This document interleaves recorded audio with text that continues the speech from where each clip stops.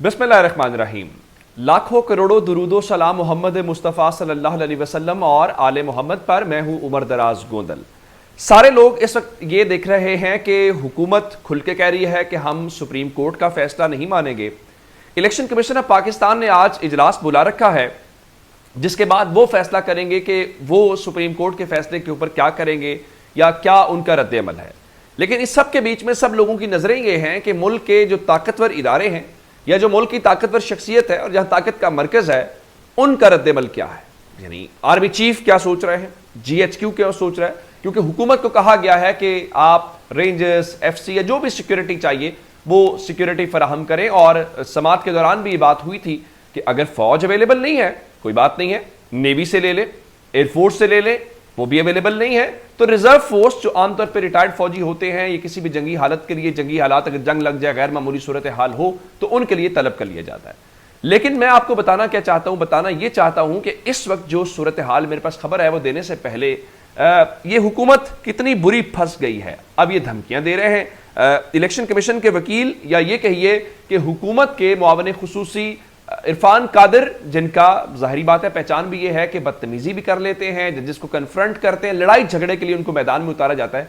वो टीवी के ऊपर बैठ के चैलेंज कर रहे हैं कि मुझे 14 मई को आप इलेक्शन करवा के दिखाएं, अगर 14 मई को इलेक्शन हो गए तो जो सजा देना चाहे मुझे। जरा सुन लीजिए, फिर अगली बात करते हैं।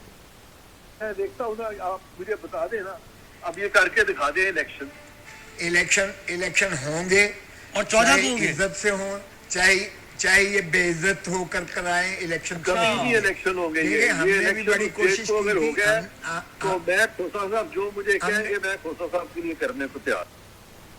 अब ये है गवर्नमेंट की एक पोजीशन। जाहिर है कि जब आपके खिलाफ फैसला होता है तब मानना मुश्किल होता है। हर कोई इमरान खान नहीं होता कि जब अदालत आपकी रूलिंग आपके डिप्टी स्पीकर की उड़ा दे तो आप उसके ऊपर वोटिंग भी कराएं और आप सब कुछ करवाएं और आप एक डायरी उठाएं और चले जाएं। यहां पे लोग शोर शराबा करते हैं, पार्लियामेंट को इस्तेमाल करते हैं, काबीना को इस्तेमाल करते हैं, हर चीज को इस्तेमाल करते हैं। माजी में जब एक बार तौहीन अदालत का केस लगा था यूसुफ रजा गिलानी के ऊपर और नवाज शरीफ उस वक्त ऑपोजिशन के अंदर थे, तो उस वक्त पीपल्स पार्टी भी ऐसी ही बातें करती थी। तो क्या कहा करते थे नवाज शरीफ, जरा सुनिए। सुप्रीम कोर्ट ने यहाँ पर भी यूसुफ रजा गिलानी को सजा दी है और यूसुफ रजा गिलानी साहब जो है वो सजा को तस्लीम नहीं कर रहे और फिर कहते मैं अपील में जाऊंगा, तो अपील से कह रहे नीचे उतरो, घर जाओ, जब घर जाओगे अपील करो, अगर अपील में तुम्हारे खिलाफ फैसला होता है तो तुम बिल्कुल घर जाओगे, नहीं होता तो फिर तुम वापस अपने गुजारते उठने के मंच पे आ जाओगे। लेकिन ये बात नहीं कि सुप्रीम कोर्ट फैसला दे और आप उसको मानने से इनकार करो। ये इंसानों की बस्ती है, इंसानों की, ये हैरानों की बस्ती नहीं है। हम इसको हैरानों की बस्ती नहीं करने देंगे, ये इंसानों की बस्ती रहेगी। ये वो नवाज शरीफ थे जो कहते थे कि ऐसा नहीं हो सकता कि सुप्रीम कोर्ट फैसला दे और आप कहें कि हम उस फैसले को नहीं मानेंगे। ये इंसानों की बस्ती है, ये हैवानों की बस्ती हम नहीं बनने देंगे। ये एक नवाज शरीफ वो थे और एक नवाज शरीफ वो हैं जो कल कह रहे थे हम इन 3 जजेस के खिलाफ रेफरेंस दायर करना चाहिए। जाहिर है इनके खिलाफ रेफरेंस दायर होना चाहिए कि इन्होंने डिप्टी स्पीकर कासिम सूरी की रूलिंग कैसे उड़ा दी थी और इन्होंने उस वक्त इनके हक में फैसला दिया जिसको मरियम औरंगजेब मुबारक है कहती हुई नजर आई थी। वो थोड़ी सी सूरत हाल आज मुख्तलिफ है कि आपके खिलाफ फैसला आया। लेकिन मैं इस वक्त खबर आपको कुछ देना चाहता हूं और खबरें इस वक्त कोशिश क्या है, इनकी कोशिश ये है कि मुल्क के अंदर मार्शल लॉ लग जाए, मुल्क के अंदर वो ताकतें आ जाएं और इन बस इमरान खान ना आए। और इनके लोग यही बात करें जी आइन की सरबलंदी होगी या फिर बंदूक की सरबलंदी होगी। मैं आपको बहुत सारे ऐसे जर्नलिस्ट बता सकता हूं।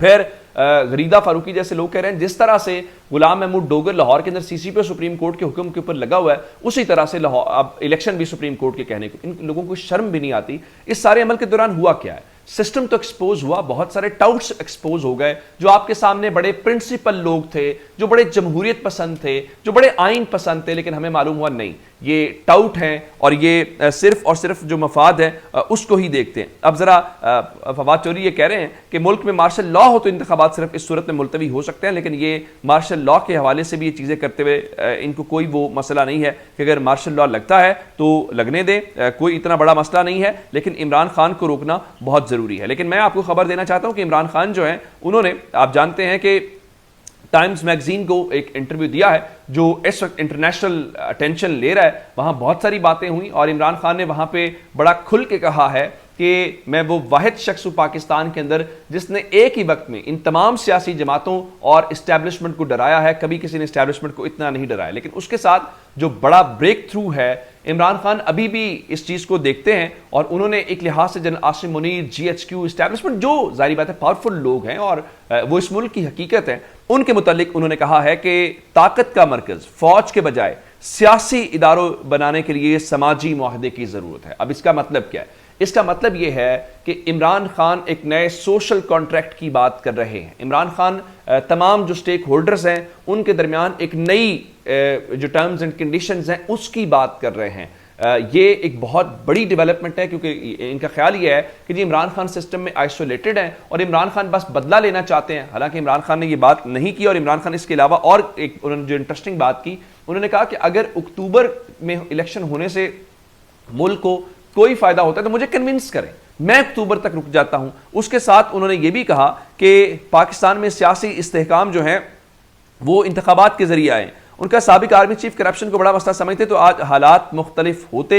मैं बेबस था। एक बात और इमरान खान ने की, इमरान खान ने कहा ये पॉलिटिकल पार्टीज और इस्टेब्लिशमेंट इस वक्त कोशिश ये कर रही है मुझे किसी तरीके से बाहर रखा जाए, लेकिन ये इस वक्त परेशान इसलिए हैं क्योंकि लोग ये चाहते हैं कि मुझे हर कीमत के ऊपर वो वापस लेके आएंगे। तो मेरे ख्याल से इमरान खान ने अपनी तरफ से कार्ड खेल दिया है और वो कार्ड ये है कि इस वक्त रियासती तौर पर जो इदारे हैं या जो लोग हैं वो अगर चाहें तो इमरान खान, जाहिर बात अगर ये सोशल कॉन्ट्रैक्ट होना है तो इस सोशल कॉन्ट्रैक्ट में आप फिर सब बात करेंगे। तो ये एक बहुत बड़ी डेवलपमेंट है। लेकिन इस दौरान जो खबर आई है वो जाहिर बात है जब इमरान खान ऐसे जेस्चर्स देंगे, अब मकबूलियत तो है, ये सबको पता है, मकबूलियत ना होती तो मुस्लिम लीग नून पंजाब से ना भागती। कबूलियत वाले मामलात मकबूलियत हल कर लिया करती है। अब जरदारी साहब काफ़ी अरसे से दुबई में थे, बिलावल को बुलाया, बाकी लीडरशिप को बुलाया, खबरें थी जी वो बहुत बीमार हैं, बताया गया जी उनकी सर्जरी हुई, अब वो कहते हैं सर्जरी नहीं हुई और आसिफ अली जरदारी अचानक दुबई से वतन वापस पहुंच गए हैं जो काफ़ी अरसे से साइड पर लगे हुए थे। आसिफ जरदारी खुसूसी जहाज के जरिए कराची एयरपोर्ट पहुंचे हैं और 1 महीना वो दुबई के अंदर रहे। दूसरी जानिब जो उनकी पार्टी है, मैंने आपको बताया था कि वो इलेक्शन लड़ना चाहते हैं। फरियाल तालपुर ने पंजाब की जो मुख्तलिफ डिवीजन्स के सुदूर हैं उनका इजलास बुला लिया है ताकि वो इलेक्शंस वाले मामले को आगे परसू कर सके। अब अगले मरहले के ऊपर जो इनका आखिरी सहारा था वो ये मरदमशुमारी की बुनियाद के ऊपर करना चाहते थे और ये कहते थे कि जनाब हम मरदमशुमारी मार्च के महीने में मुकम्मल कर लेंगे और अप्रैल के महीने में हम उसको नोटिफाई कर देंगे। तो आप जरा देखेंगे कि ये क्या होगा कि 2 सूबों में इलेक्शन हो जाए, बाकी सूबों में नई मरदमशुमारी के ऊपर होगा। तो अदालत ने उसको भी कहा था कि 2017 वाली मरदमशुमारी है वो नोटिफाई 2022 के अंदर जाके हुई। तो अब कैसे मुमकिन है? अब जरा खबर सुनिए। मरदमशुमारी की तारीख में तोसी कर दी गई है, नोटिफिकेशन जारी कर दिया गया है और फिलहाल 10 अप्रैल तक इसमें तोसी की गई है। बताया गया मुल्क भर में मरदमशुमारी का काम 92% यानी 92% मुकम्मल हो गया है। पंजाब और खैबर पख्तूनख्वा में 95% मरदमशुमारी मुकम्मल की गई है। अभी बलूचिस्तान के अंदर उसके ऊपर काम होना बहुत रहता है। लेकिन मैं आपको बलूचिस्तान के हवाले से एक खबर और दे देता हूं। चूंकि बलूचिस्तान की बात आई है तो खबर आई थी कि बलूचिस्तान बार काउंसिल ने मुज़ाहिर अली अकबर नकवी साहब जो हैं सुप्रीम कोर्ट के जज, उनके खिलाफ रेफरेंस दायर किया है। लेकिन अब बलूचिस्तान बार काउंसिल ने इस रेफरेंस से लाताल्लुकी का इजहार कर दिया और उन्होंने कहा ये हुकूमत की चाल है, हमारा इससे कोई लेना देना नहीं है। तो इससे आप अंदाज़ा लगा लीजिए कि यहाँ पे सूरत हाल रातों रात कैसे घूमती है और क्या यहाँ पे चीज़ें की जाती हैं। अब इस किस्म की एक और भी खबर मेरे पास है, लेकिन मैं उससे पहले आपको बताना ये चाहता हूँ कि आलमी बैंक ने कहा है कि पाकिस्तान में जो महंगाई है उसकी जो मुआशी शरह नमो है वो कम रहेगी और बुलंद महंगाई का पाकिस्तानियों को सामना रहेगा। और बताया गया है कि पाकिस्तान को सुस्त मुआशी शरह नमो, बुलंद महंगाई का सामना है। मौजूदा माली साल पाकिस्तान की मुआशी शरह नमो सिर्फ 0.4% रहने का इम्कान है। यानी आपकी जो 6% के ऊपर इमरान खान ने GDP ग्रोथ छोड़ी थी वो सिर्फ 0.4 के ऊपर आ जाएगी। अब जरा खबर एक और सुन लीजिए कि इमरान खान से मुकाबला नहीं हो रहा तो कर क्या रहे हैं। अब इद्दत के दौरान निकाह का इल्जाम है जी। इमरान खान और बुशरा बीबी के खिलाफ कानूनी कार्रवाई के लिए इस्लामाबाद की मकामी अदालत में कंप्लेंट फाइल कर दी गई है। ये इस्लामाबाद के शहरी मोहम्मद हनीफ, उन्होंने कंप्लेंट फाइल की और इसमें जो साकिब बशीर साहब के मुताबिक इमरान खान के निकाह का मुफ्ती सईद इसमें वाहिद और मरकजी गवाह हैं और सीनियर सिविल जज नसर मिनुल्लाह कंप्लेंट पर आइंदा समात 8 अप्रैल को करेंगे। इस किस्म की समातें आती हैं। दूसरी जानिब ANP ने इमरान खान की नाअहली के लिए पेशावर हाई कोर्ट में दरखास्त दायर कर दी है। भाई सियासी मैदान में मुकाबला करो ना, इलेक्शन हो रहा है वहां पर ये इस किस्म से पॉलिटिकल लीडरशिप को लाइन करना या उनको माइनस करना, ये बहुत पुरानी चीज़ें होंगी, इससे आप कोई फ़र्क नहीं पड़ेगा। अपना बहुत सारा ख्याल रखिएगा। खुदा हाफिज़।